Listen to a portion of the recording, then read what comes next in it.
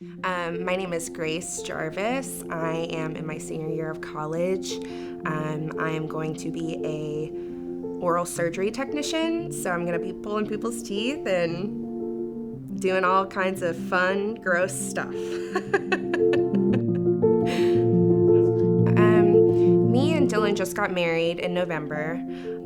We're going to another church, and then we ended up not feeling at home there, thinking after we got married, let's go ahead and we start a new chapter of our lives, so let's start a new church and, find somewhere where we really feel at home. So we ended up looking for churches online around where we lived, and then we came up with a few. I went on YouTube and looked up some sermons and saw Van's sermon and was immediately intrigued and excited. So we ended up coming 7 weeks ago, and we loved it, and it feels like home, and we're probably never gonna leave. You're stuck with us. Life for me growing up really wasn't terrible. It was actually pretty great. I have a great family, a very loving family. We weren't always necessarily in a church. Like Van said, my family was more of the CEO type, Christmas and Easter only. But again, it wasn't a bad family. It was a very loving family. We just didn't really go to church that much. And, I didn't know it at the time, but there was definitely a void there for me. I probably around middle school, high school, I was bullied a lot, and therefore that kind of created a big anxiety problem for me.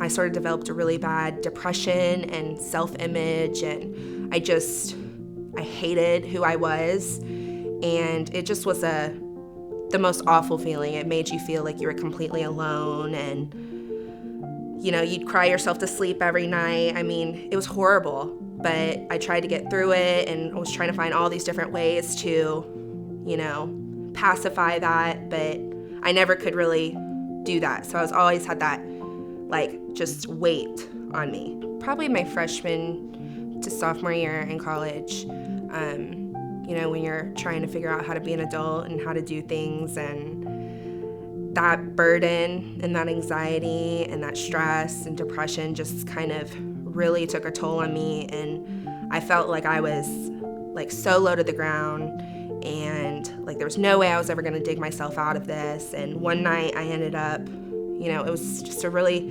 rough night, and those who have depression totally will get, you just have some nights where you're just on your knees, just crying, just don't know where to go, don't know what to do. You think, what is there to do? You're just so low.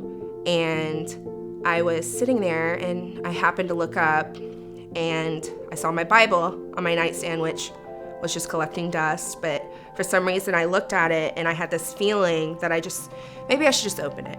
I mean, there's nothing else for me to do, so maybe I should just open it. And so I picked it up, and I opened it, and I don't even remember what I opened it to. I didn't even get the chance to start reading it. But I felt this huge just relief come over me, and I felt at peace. And even though there was all of this anxiety and stress and grief and depression going on in my life, I just felt like it didn't matter because I had just this peace over me. And that's when I realized, maybe that peace is God, and maybe that's Jesus, and maybe He's the answer. I've been struggling all this time, and I've never really reached out, and so maybe I should. And so I did. And I didn't necessarily know what words to say. Like I said, I hadn't really been in church a lot through my life, so I didn't know the exact words to say. But at that point, I accepted Jesus into my heart and knew that, no matter what I was feeling and what I thought about myself and, what struggles I was going through internally, I knew that with Him in my heart, that He was going to battle those for me, and He was going to be my rock through it. Everything has changed since I made the decision to accept Jesus into my heart.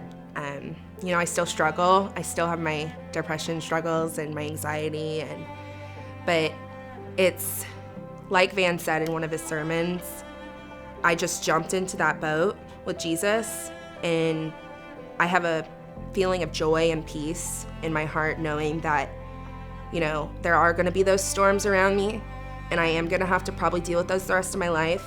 But, you know, I'm in the boat with Jesus, and he can talk to those storms, and those storms fear him. So for me, it's changed my whole way of life, my way of thinking, my way of feeling about myself. And it's just the most relieving feeling. It's peace and joy, and just, it's amazing. It makes me want to cry. It's amazing. I want to get baptized because I feel like I owe it to everyone, and I owe it to God. I owe it to Jesus, my Savior, to shout out to the world, whether it's standing on top of a rooftop, screaming it out, worshiping.